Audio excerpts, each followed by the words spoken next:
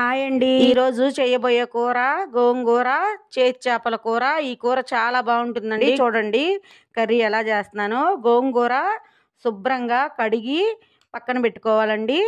తర్వాత దాంట్లోనే ఒక 5-6 పచ్చిమిరపకాయలు కోసి మనం ఒక గిన్నెలో పెట్టుకొని ఉడకబెట్టుకోవాలి. ఈలోపు గోంగూర ఉడికేలోపు మనం చేపలని శుభ్రంగా తలకాయలు అవన్నీ చేపలు కడుక్కున్న తర్వాత బాండీలో వేసుకొని ఉట్టిగా వేపుకోవాలండి. ఎందుకంటే వాసన లేకుండా ఉంటది కూర. వేడి వేడిగా వాటర్ కాగబెట్టేసి ఆ వాటర్లో వేయాలండి. చేపలు వేసాము అంటే దాంట్లో ఉన్న డస్ట్ ఇసుక మొత్తం పోతుంది. పోయిన తర్వాత ఆ వేడి నీళ్ళలోంచి చేపలు తీసి ప్లేట్లో పెట్టుకొని పక్కన పెట్టేసుకొని ఒక బాండీ పెట్టుకొని అందులోనే ఒక 2 స్పూన్ల ఆయిల్ వేసి ఆయిల్ వేడైన తర్వాత ఉల్లిపాయలు వేసుకొని దోరగా రెడ్ కలర్ వచ్చేసరికి వేపుకోవాలండి. ఆ ఉల్లిపాయల్లోనే కొంచెం సాల్ట్ కొంచెం పసుపు వేసుకొని వేపుకోవాలి. దాంట్లోనే కొంచెం కరివేపాకు వేయాలి. కరివేపాకు ఉల్లిపాయలు మొత్తం కొంచెం రెడ్ కలర్లో వచ్చిన తర్వాత అందులో టమాటాలు వేయాలండి.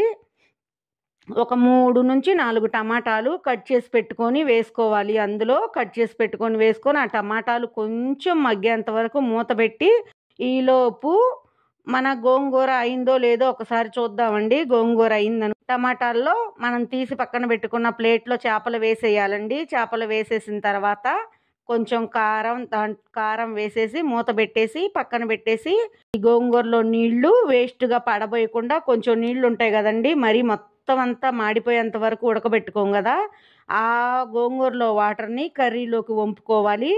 వంపుకున్న తర్వాత గోంగూరని మెత్తగా మెదుపుకొని గోంగూర పక్కన పెట్టేసుకోవాలి. ఈలోపు మనం ఇంకొంచెం వాటర్ యాడ్ చేసుకోవాలి. అందులో వాటర్ యాడ్ చేసుకున్న తర్వాత కూర కొంచెం చిక్కగా అయ్యేంత వరకు చూసుకోవాలండి. నూనె పైకి తేలేంత వరకు చూసుకుంటే ఈలోపు చేపలు ఊరికనే మగ్గిపోతాయండి. చూసారు కదా ఇలా వచ్చింది.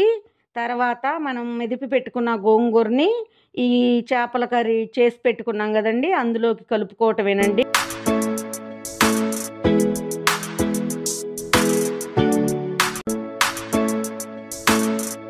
చేతి చేపలు చాలా రుచిగా ఉంటాయి. 2-3 నిమిషాల తర్వాత కొంచెం కొత్తిమీర వేసుకొని దించుకొని